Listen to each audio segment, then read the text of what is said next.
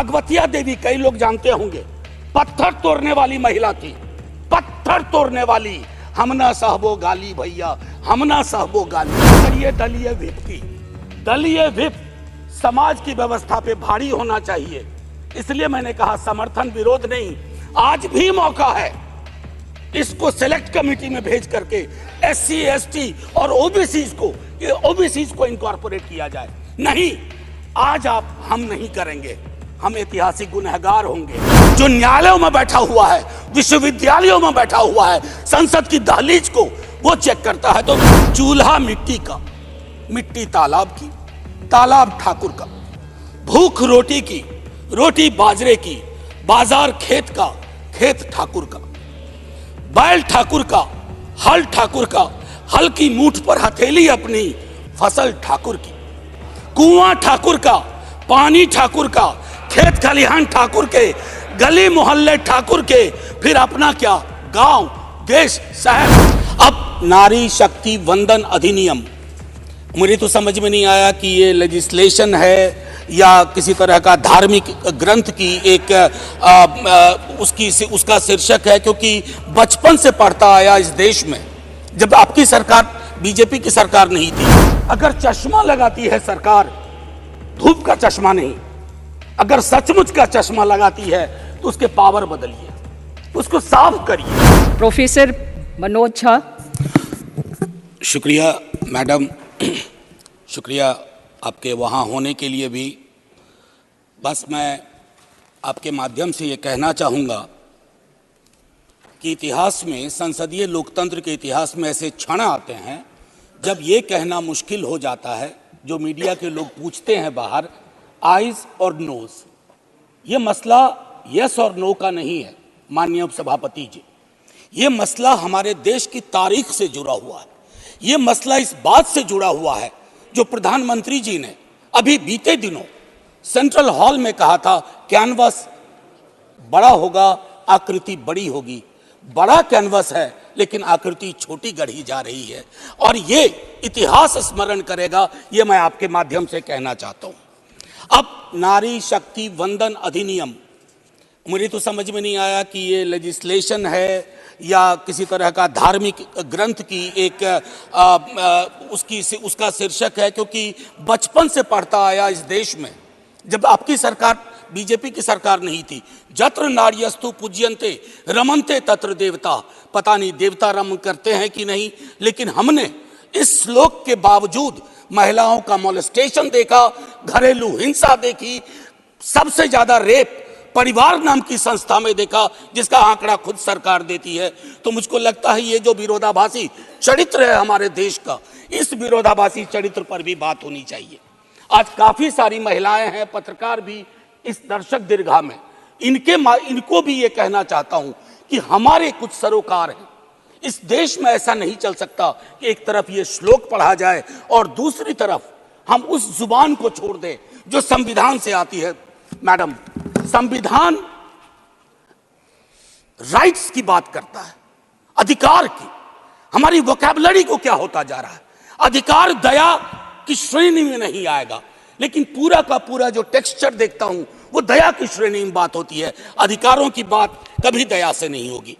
माननीय deputy chairman ma'am, chairperson ma'am, sorry, as per the delimitation commission 2008 हमारे पास जो seats हैं 412 जनरल सीट्स, 84 SCs, 47 STs। अब हम क्या कर रहे हैं इस बिल के माध्यम से, 84 और 47 के अंदर 1/3 कर रहे हैं। क्या यह अन्याय नहीं है? एग्जिस्टिंग सीट्स में नहीं, जो 33% आ रहा है उसके अंदर, जिसका आंकड़ा अभी के हिसाब से 136 सीट बैठता है, उसमें SC ST और OBC की व्यवस्था हो। क्योंकि देखिए, मैं आपके माध्यम से कहूं, हर महिला को बहुत मुश्किल से आगे बढ़ना पड़ता है, ये आप भी जानती हैं। और खास करके पिछड़े वर्गों की महिलाएं, अनुसूचित जाति जनजाति की महिलाएं, उनका डिप्रिवेशन और वल्नरेबिलिटी बाकियों से ज्यादा होती है। हैंड होल्डिंग करने के लिए कोई नहीं होता है, हैंड होल्डिंग करने के लिए कोई नहीं होता है। अगर आप पहुंची तो बिना हैंड होल्डिंग के। लेकिन उन पिछड़ी जाति की महिलाओं का क्या, जिनके हैंड होल्डिंग के लिए ना हमारे धर्म ग्रंथों में कोई व्यवस्था है और ना आज की समकालीन बातचीत में कोई व्यवस्था है। रेटोरिकली हम कुछ भी कह दें, मेरा सिर्फ आपके माध्यम से कहना होगा कि हमारी पार्टी, आज मैं स्मरण कर रहा हूं हमारे राष्ट्रीय अध्यक्ष लालू प्रसाद यादव जी, भगवतिया देवी, कई लोग जानते होंगे, पत्थर तोड़ने वाली महिला थी, पत्थर तोड़ने वाली। हम ना सहबो गाली भैया, हम ना सहबो गाली। वहां से, गया से निकल करके वो संसद तक पहुंची। क्या उसके बाद भगवतिया देवी आ पाई, फूलन देवी आ पाई? वो इसलिए नहीं आ पाई कि हम आपको दोष नहीं देते हैं, हमारी व्यवस्थाएं संवेदन शून्य है। मैं तो आग्रह करूंगा तमाम साथियों को, आप किसी भी दल में हो, आज एक बार उससे बाहर निकल करके सोचिए। यह ऐतिहासिक क्षण सचमुच ऐतिहासिक होगा अगर हमने आज इतिहास को व्यापक कैनवस पर देखा, जो प्रधानमंत्री जी कहते हैं। और प्रधानमंत्री जी की कथनी और करनी में फासला नहीं होना चाहिए। और यह फासला इसलिए नहीं होना चाहिए कि बड़े दूर फासले पे लोग खड़े हैं, अत्यंत पिछड़ी जातियों के लोग। मैडम, आप, अगर आपके माध्यम से मेरी बात पहुंच रही हो तो आज मैं आग्रह करूंगा तमाम साथियों से, चिंता न करिए दलीय व्हिप की। दलीय व्हिप समाज की व्यवस्था पे भारी होना चाहिए। इसलिए मैंने कहा समर्थन विरोध नहीं, आज भी मौका है इसको सेलेक्ट कमेटी में भेज करके एससी एसटी और ओबीसी को इनकॉर्पोरेट किया जाए। नहीं, आज हम नहीं करेंगे, हम ऐतिहासिक गुनहगार होंगे। मैं यकीन के साथ कहता हूं, बाहर लोग वॉच कर रहे हैं, कहेंगे कि तुमने क्या किया। ये व्यवस्था ऐसे नहीं बदली जाती है। तो मैं आपसे आग्रह करूंगा आपके माध्यम से कि अपने दायरों से अलग होकर के आप जब ओबीसी की बात करते हैं तो ये रेटोरिक से आगे बढ़ना चाहिए, हमारी चिंताओं में आना चाहिए। ये नहीं होगा कि बाबा साहब भीमराव अंबेडकर को माला भी पहनाए और उनकी बात को आत्मसात न करें। ये जो फर्क हमारे इसमें आ रहा है, इससे कई तरह के विरोधाभास का जन्म हो रहा है। मैडम चेयरपर्सन, मैं आपको कहूं कि कोटा विद इन कोटा की जब हम बात करते हैं तो उसमें एक टर्म आता है जो एक अमेरिकन सिविल राइट एक्टिविस्ट ने 89 में दिया, इंटरसेक्शनैलिटी। अब ये इंटरसेक्शनैलिटी को, चूंकि मैं हिंदी में बोल रहा हूं, आज मैंने सुबह इसका अनुवाद बहुत ढूंढा। उसके अनुवाद में एक अनुवाद आया, प्रतिच्छेदन। इंटरसेक्शनैलिटी का मतलब होता है कि हम हर लेयर की एजेंसीज और उसके अंदर की क्या विधाएं हैं, उसके आधार पर अपना चरित्र, अफर्मेटिव एक्शन प्रोग्राम को यह देखना होगा। जो खास करके वंचित समाज की महिलाएं हैं, मैं उनके बारे में कहूं, आपको एक बार अपना नजरिया साफ करना होगा। अगर चश्मा लगाती है सरकार, धूप का चश्मा नहीं, अगर सचमुच का चश्मा लगाती है तो उसके पावर बदलिए, उसको साफ करिए और ये तय करिए कि आज जब हम यहां से उठें तो एक कमिटमेंट दें ओबीसी वर्ग को। और ये मैं बार बार दोहरा रहा हूं कि 33% के को एग्जिस्टिंग में मत इनकॉर्पोरेट कीजिए, इट शुड बी सेपरेट। नई व्यवस्था में नया 33% विदाउट टचिंग एससीज एंड एसटीज, ये करिएगा तो क्रांतिकारी कदम होगा। अक्सर हम लोग अपने प्रिविलेजेस को नहीं देखते हैं। मेरा सरनेम एक प्रिविलेज है, नीरज भाई का सरनेम एक प्रिविलेज है। हमारे सरनेम ने हमें प्रिविलेज दिए हैं। उन सरनेम्स को देखिए जिनके पास ये प्रिविलेज नहीं है। नहीं, ऐसे ही मैं बहुत अच्छा किया। मैं ये कहना चाह रहा हूं मैम चेयरपर्सन, मैं ये कहना चाह रहा हूं कि प्रिविलेज का जो व्याकरण है वो खत्म ही नहीं हो रहा है। मैंने पहले भी सदन में कहा था कि इस देश में शायद there is nothing in name but everything is there in the surname. उनके संघर्ष, उनका जीवन कठिन लगातार होता जाता है। और एक ऐतिहासिक तथ्य बताऊं, 31 में बेगम शहनवाज और सरोजनी नायडू ने संविधान बनने से बहुत पूर्व इक्वल रिप्रेजेंटेशन की बात की थी। हम काहे को अटके पड़े हैं 33 पर? मेरी तो समझ में नहीं आ रहा कि 33 के साथ क्या रिश्ता है हमारा। ये 50 क्यों नहीं हो सकता? ये 55 क्यों नहीं हो सकता? आपका पूरा का पूरा वर्ग चरित्र बदल जाएगा। आप नहीं चाहते हैं कि भगवतिया देवी यहां आए?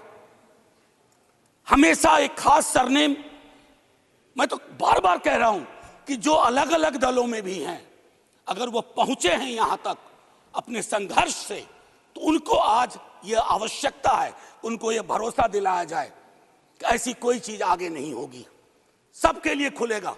आपकी ये जो नई पार्लियामेंट है हमारी, ये रंगीन ज्यादा होगी। इंद्रधनुष में कई रंग होते हैं। हम ये कौन सा बिल ला रहे हैं जिसमें ब्लैक एंड व्हाइट के बाद शेड्स ऑफ ग्रे भी नहीं है? अगर हमारा उद्देश्य डिपेंडिंग ऑफ डेमोक्रेसी है तो कदम उस दिशा में बढ़ाने होंगे। मैंने पहले भी कहा था कि 2010 में हमारा रिप्रेजेंटेशन देखिए, उसमें हमने SC, ST, OBCs and minorities की बात की थी। और हम इसलिए नहीं कर रहे हैं, हम चाहते हैं कि वर्ग चरित्र बदले। संसद सचमुच में प्रतिनिधित्व की संस्था बने जिसमें सबके आकार हों, सबकी शक्लें हों। ये ना हो कि एक प्रभुत्व वर्ग का उस पर हमेशा उस पर छाप रहे। अब मैं कहूं कि अभी जातिगत जनगणना, कल शाम के बाद मैम चेयरपर्सन, अब मैं आपका अटेंशन चाहता हूं। कल शाम के बाद इस देश में लोकसभा में बिल पास हुआ, उससे ज्यादा इस बात की चर्चा हो रही है OBCs के साथ नाइंसाफी हुई। इस बात की चर्चा हो रही है कि जातिगत जनगणना पर क्यों ब्लॉक किया जा रहा। और मैं ये कह रहा हूं, हमारे CM नीतीश जी और तेजस्वी जी डिप्टी CM, उन्होंने जातिगत सर्वेक्षण कराया। 28 अगस्त को मेरे पास दोनों एफिडेविट है। पहले एफिडेविट कौन लेके गए? सरकार। तुषार मेहता खड़े होते हैं, सॉलिसिटर जनरल, ये कहते हैं कि state government can not do any activity like census और एक्टिविटी अकिन टू सेंसस। लेकिन शाम तक जब अप्रोर होता है, दूसरी एफिडेविट आती है, कहती है गलती से वो पैराग्राफ लग गया था। सरकारें ऐसी गलतियां नहीं करती हैं, ये मानस करवाता है, ये प्रेजुडिस माइंड करवाता है। मैम चेयरपर्सन, बस ज्यादा नहीं लूंगा। मैंने कई संशोधन दिए हैं मैडम चेयरपर्सन, मैंने कई संशोधन दिए हैं। उन संशोधनों पर भी सरकार विचार करे।